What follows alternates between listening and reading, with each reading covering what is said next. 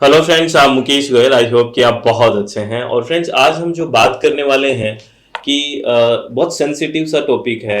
बहुत सारे स्टूडेंट्स ये कहते हैं कि हम पढ़ाई प्रॉपरली नहीं कर पा रहे, कि समय का प्रबंधन कैसे करें, टाइम का मैनेजमेंट कैसे करें। बहुत बड़ा एक इशू है। जैसे अगर मैं यूजीसी नेट के बारे में बात करूं तो कोई स्टूडेंट कहेगा कि अगर मैं पेपर वन पढ़ता हूं तो पेपर वन छूट जाता है, पेपर टू पढ़ता हूं तो पेपर वन छूट जाता है। कहने का मतलब वो सही से टाइम का मैनेज नहीं कर पाता, और ये नहीं कर पाते कि पेपर वन को हम कितने टाइम पढ़ें और पेपर टू को हम कितने टाइम पढ़ें, कब कब पढ़ें। ये थोड़ा सा प्रॉब्लम है। तो और आपको पता है कि इसके अंदर जो मैरिड लोग भी बहुत हैं, तो समय का अभाव पूरा रहता है। तो किस तरह से समय का प्रबंधन हम कर सकते हैं, या जॉब में रहते हुए किस तरह से कर सकते हैं, इस तरह की हमें कुछ बातें करनी है। और ये देखो, सब पे लागू हो जरूरी नहीं है, लेकिन हम कोशिश कर सकते हैं। देखो, पेपर वन और पेपर टू, आपको ये बात तो ध्यान रखनी है कि दोनों को साथ लेके चलना है। एक पेपर से किसी से भी सिलेक्शन नहीं होगा। चाहे आप पेपर वन बहुत अच्छा कर लो, अगर पेपर टू अच्छा नहीं है तो सिलेक्शन नहीं होना। पेपर टू बहुत अच्छा हो गया, पेपर वन नहीं आता, तो भी सिलेक्शन में बहुत बड़ा मुश्किल है। तो पेपर दोनों आपको आना चाहिए, पेपर वन भी और पेपर टू भी। ठीक है। तो और एक दूसरी बात, कि आप जब समय की बात करें, या जो आप टाइम टेबल बोलते हो, समय सारणी बोलते हो, टाइम टेबल, तो टाइम टेबल कभी भी आप बहुत लंबा मत बनाओ। लंबा मतलब, कहने का मतलब, बहुत सारे स्टूडेंट्स को मैंने देखा है अपना डिसाइड कर लेंगे 6 मंथ का ये पढ़ना है, ये पढ़ना है, या 1 मंथ का। इस तरह से अगर टाइम टेबल बनाओगे, अगर एक दिन भी खराब हो गया ना, तो आगे का सारा शेड्यूल गड़बड़ हो जाता है। तो मुझे लगता है कि टाइम टेबल जो बनाना चाहिए वो आपका डेली का होना चाहिए, प्रतिदिन का एक डिसाइड होना चाहिए कि हमें ये पढ़ना है। क्यों मैं प्रतिदिन का इसलिए कह रहा हूं कि आपको पेपर वन और पेपर टू का सिलेबस तो अभी तक पता है ही, और आपको ये भी आइडिया लग चुका है कि मैं कितना डेली पढ़ूंगा तो मेरा सिलेबस कंप्लीट होएगा, और एग्जाम से पहले मैं उसको 3 बार कर पाऊंगा। ये आपको पता होना चाहिए। तो इसलिए आप डेली का टाइम टेबल बनाओ कि आज मुझे इतने दिन इतनी देर पढ़ना है। और ऐसे कभी भी नहीं होता कि मैं बोल दूं कि आप सुबह 4 बजे उठ जाओ, सुबह 3 बजे उठ जाओ, रात को 12 बजे सो। इस तरह का नहीं है, क्योंकि हर की परिस्थितियां अलग अलग है। तो आपको क्या करना है, मैक्सिमम समय जब भी आपको टाइम मिले, तो मैक्सिमम समय आपको किसको देना है, मैक्सिमम टाइम आपको पढ़ाई को देना है। जब भी आपको समय मिले, जब आपको लगे कि अब मैं कोई काम नहीं कर रहा, या कोई काम नहीं कर रही हूं, मैं अभी थोड़ा फ्री हूं, तो आप अपना पढ़ाई का काम शुरू कर दो। यानी कि आपके पास पढ़ाई के अलावा वही काम आप करें जो आपके लिए बहुत अर्जेंट है।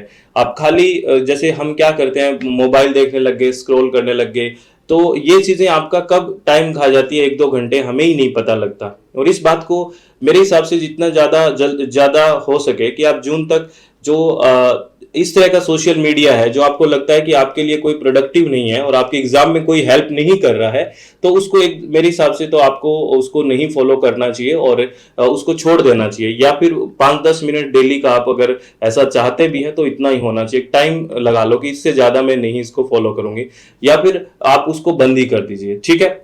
तो आपको क्या करना है, डेली दोनों पेपर को पढ़ना है। और टाइम मैनेजमेंट के लिए मैं एक ही बात कहूंगा कि यही एक समय का प्रबंधन है, कि जो टाइम है उसका हम सही से उपयोग करें, सदुपयोग करें। जहां भी आपको टाइम मिले, एग्जाम्पल, आप सुबह आप बैठे हैं, आपने देखा कि सारे घर वाले बिजी हैं अपने काम में, मेरे को थोड़ा सा टाइम है, तो आप बिना कहे ज्यादा, हम हाईलाइट बहुत करते हैं चीजों के कि मुझे पढ़ना है, मुझे पढ़ना है, एक हवा ज्यादा बनाते हैं, माहौल ज्यादा क्रिएट करते हैं, पढ़ते कम है। मुझे ये लगता है मोस्ट ऑफ द स्टूडेंट्स का माहौल, मैं पढ़ूंगा, मैं पढ़ूंगा, मुझे पढ़ना है। अभी ऐसे माहौल बनाने से अच्छा है कि आप काम करिए। ठीक है। जैसे आपको लगा कि आधा घंटा अब मुझे ये टाइम मिल रहा है, तो आधा घंटा आराम से जाएं और अपना पढ़ना शुरू कर दें। ठीक है। ज्यादा कहने की, ज्यादा ओवर रिएक्ट करने की कोई जरूरत नहीं है। इसके पीछे कारण भी है। अगर आप ज्यादा बोलोगे, ज्यादा बताओगे, तो एक्सपेक्टेशंस बहुत हो जाती है आपके आसपास वाले लोगों की, ये तो पढ़ रहा है, और उस एक्सपेक्टेशन से आप पे प्रेशर आ जाता है, और प्रेशर से आपका कहीं ना कहीं माइंड है वो काम थोड़ा कम करना शुरू कर देता है। ठीक है। तो आप अपना काम करिए, बिना बताए भी हो सकता है ना इस तरह की चीजें, कि जरूरी है कि आप हर चीज को हवा बना के ही करो। तो आपको जब भी समय मिला, आपने लगा कि मॉर्निंग में ये समय है मेरे पास, थोड़ा सा, जैसे मान लो आप थोड़ा लेट उठने की आदत है, तो उसको थोड़ा सुधारने की कोशिश करें कि मैं आधा घंटा पहले उठूं या 1 घंटा पहले उठूं, तो वो समय दे दीजिए।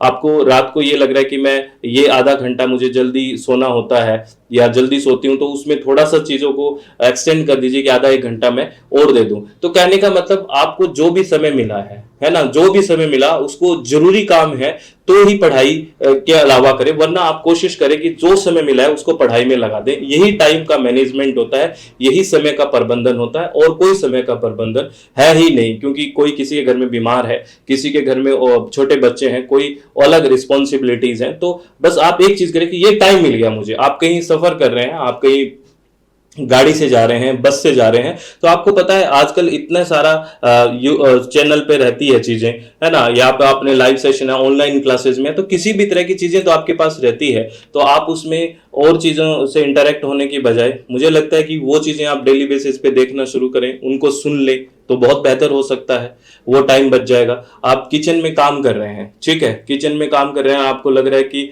यहाँ पे मैं क्लास को रखे, एक स्टैंड ले आइए, मोबाइल का छोटा स्टैंड आता है ना, मोबाइल का छोटा स्टैंड कोई आ जाएगा, प्लास्टिक का भी तो ऐसे छोटे आ जाते हैं, 10-20 रुपए के भी स्टैंड आ जाते हैं, जैसा आपका इच्छा हो वैसा ले आओ। और आपने स्टैंड रख दिया और स्टैंड पे मोबाइल आगे रख दिया, ठीक है, और आप जैसे मान लो खाना बना रहे हैं कुछ है, तो उसकी थोड़ी वॉल्यूम करके अपना आराम से, या फिर आपको लगे कि और डिस्टरबेंस है, वॉल्यूम नहीं सुन रहा है, तो ईयरफोन का यूज कर लो, ठीक है, और उतनी देर आप उसको सुन सकते हो, ऐसा मैनेज हो सकता है ना। और आप कोई भी काम करते टाइम आपने घर पे जैसे कोई नहीं है और लग रहा है कि चलो ठीक है, मुझे ये काम भी करना है और क्लासेस भी देखनी है, तो अगर हमें घर में छोटा स्पीकर है कोई, है ना, स्पीकर से उसको कनेक्ट कर लिया फोन को, या जिस डिवाइस पे आप क्लासेस देखते हो उसको ऑन कर लिया और आराम से अपना काम करो, वो वॉइस आपको सुनेगी और उससे आप चीजों को मेमोराइज कर सकते हैं, चीजों को दोहरा सकते हैं, चीजों को देख सुन सकते हैं, तो ये भी चीजें हो सकती है। तो हम इस तरह से अगर अगर बहाने बनाने की कोशिश करेंगे, बहाना या मजबूरी बताने की कोशिश करेंगे कि मेरी ये मजबूरी है, ये है, तो उसका कोई मतलब नहीं है। आप इस बात को प्रैक्टिकली जानते हैं, क्योंकि वो तो आपका परफॉर्मेंस देखा जाएगा, आपने किसने अच्छे से परफॉर्म किया है अपने एग्जाम में, वो ही कंसिडर होगा, और आपकी कोई भी मजबूरी, कोई भी बहाना, किसी भी तरह का एक्सक्यूज उसमें इंक्लूड होता ही नहीं है, कोई कॉलम ही नहीं है ना, सीधी सी बात है, आपकी परफॉर्मेंस इंक्लूड होगी। तो अपने हिसाब से काम को ऐसे करिए कि आप, बस मैं एक ही बात को मैनेजमेंट के नाम पे यही कहूंगा कि आप उस काम को या उस चीज को ज्यादा समय दें जिसमें आपका भविष्य छिपा हुआ है। तो आप कोशिश ये करें कि मैक्सिमम से मैक्सिमम टाइम, जब आपको 10 मिनट मिले हैं तो 10 मिनट में भी कोई चीज ऐसी है कि अच्छा चल ठीक है, ये शॉर्ट नोट है मेरे पास, इसको रिवाइज कर लेते हैं, तो ऐसा हो सकता है। तो यही एक समय का प्रबंधन है।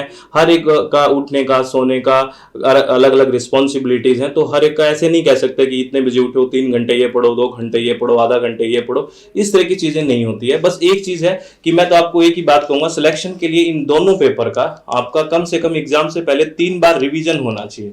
3 बार जब तक रिवीजन नहीं होगा तो कॉन्फिडेंस नहीं आएगा, और कॉन्फिडेंस का ही सारा खेल है।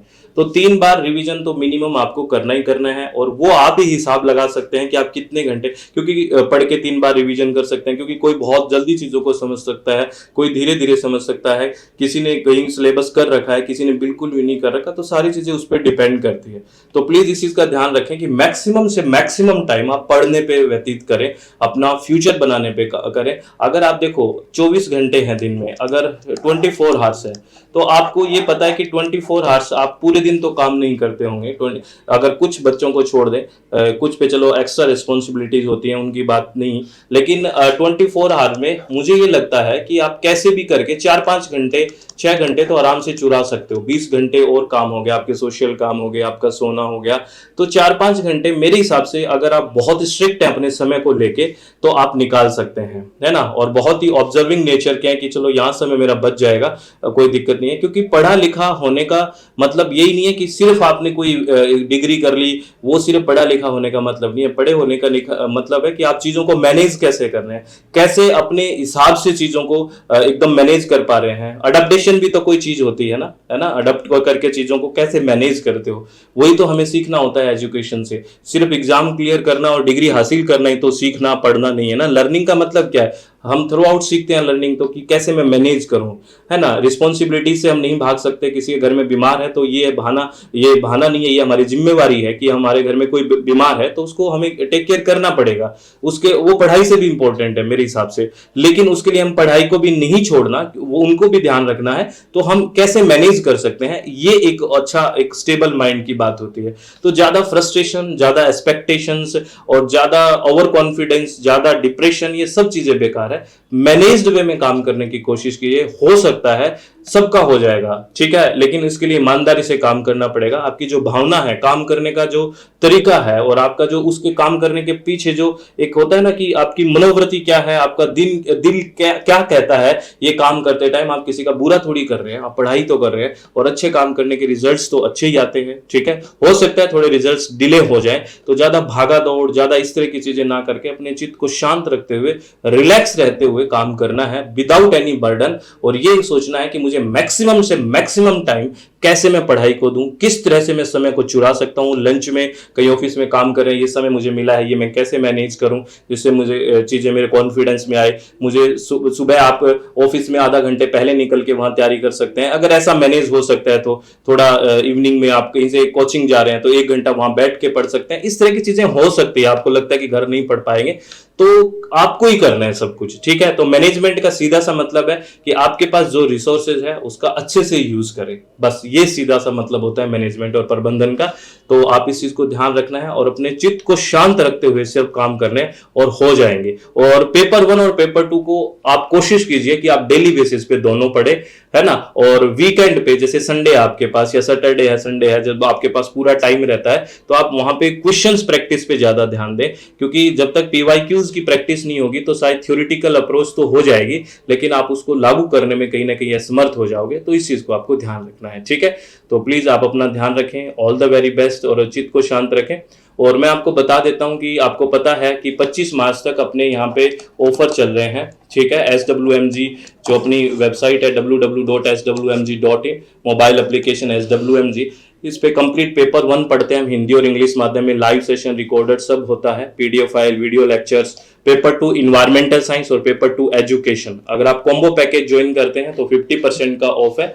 ये अपनी वेबसाइट है, ठीक है, और ये मोबाइल एप्लीकेशन है, और इसका लिंक भी आपको डिस्क्रिप्शन बॉक्स में मिल जाएगा। अगर किसी भी तरह की आपको प्रॉब्लम हो तो आप पूछ सकते हैं, और अच्छे से तैयारी करें। ऑल द वेरी बेस्ट, और अपने चित्त को शांत रखें। और ऑफर कब तक है आपको मैं बता दूं, होली ऑफर ये 25 मार्च तक है।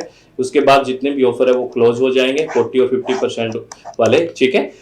तो बहुत बहुत धन्यवाद, thank you, thanks a lot friends. आप हमेशा खुश रहें और इसी तरह तैयारी करते रहें। बहुत बहुत धन्यवाद, thank you, thanks a lot.